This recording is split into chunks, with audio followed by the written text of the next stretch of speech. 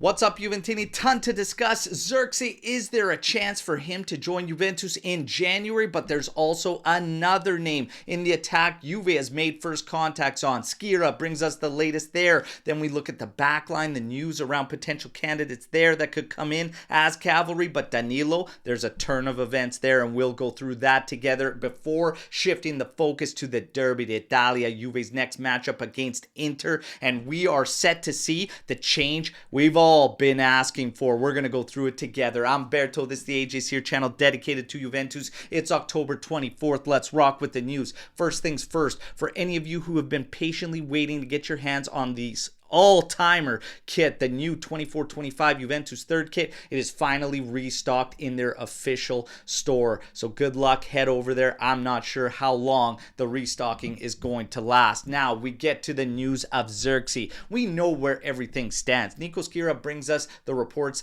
The obvious is that Motta would love to have Zirkzee at Juventus. He rates him highly, and it would be seen as a dream signing. As far as the player goes, he's got one goal to his name. He's often finding himself on the bench, so there is a lot of reports, a lot of smoke around him not being happy, and even United not necessarily being happy with the situation currently. Now Nico Skira brings us the report that if United would open up to a loan, that Juve would definitely act and inquire and look at making this move go down. Skira continues that the relationship between Giuntoli and Zirkzee's agent is fantastic. So the move, while being difficult, is not impossible according to Skira, and there is a chance. We have to keep tabs on this one. But he also brings us another name, LORENZO Luca. We've heard this name creep up over the past couple weeks, but today Skira states that the first contacts have actually been made by Juventus at inquiring about this potential move. He states that Udinese would prefer to sell the player in the summer, but if the offer was good enough and interesting in January, they could open themselves up to this move. So let's wait and see. As far as the backline goes, the same two names top the list, and that is Kiwior and Skriniar is coming in as potential cavalry in the January window. But we do have a situation arising around Danilo. He has struggled to get minutes this season. He came in Stuttgart and it was a disaster. He's offered to remove that automatic renewal clause, but it may not matter because the reports state that things are heading for a break between Juventus and Danilo, and it's all signs right now pointing to a leave. Remind yourselves that after the Stuttgart match, he also deactivated all his socials,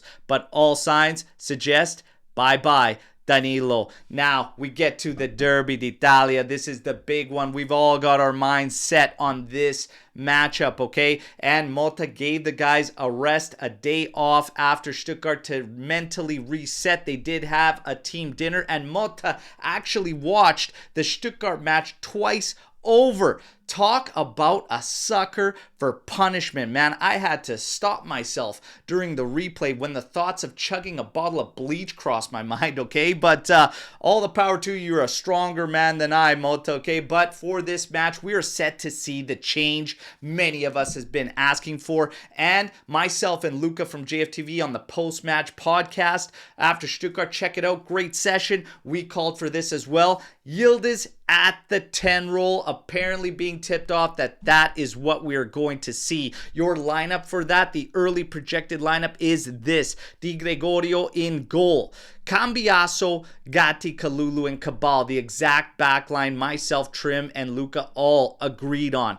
Fagioli and Locatelli. Some of us thought we should get a different mix in there, like one of McKennie or Thuram in there next to Locatelli, but we all believe Locatelli should be in there. Then you've got Conceição, Yildiz in that 10 role, Imbangula on the left wing role, and Vlahovic up top. Now, I may have want to break up that double pivot of Fagioli and Locatelli, but I'm also fine with that. And this may be the strongest possible lineup we could go into this game with, given the injuries, all right? But that is your news break. You know the drill. Let me know what you think about everything you just heard. Like the video, subscribe to the channel, join our AJC army, and let's mix it up. I'm back tomorrow, as always, with another edition. Till then, fino alla fine, forza Juventus. Ciao tutti.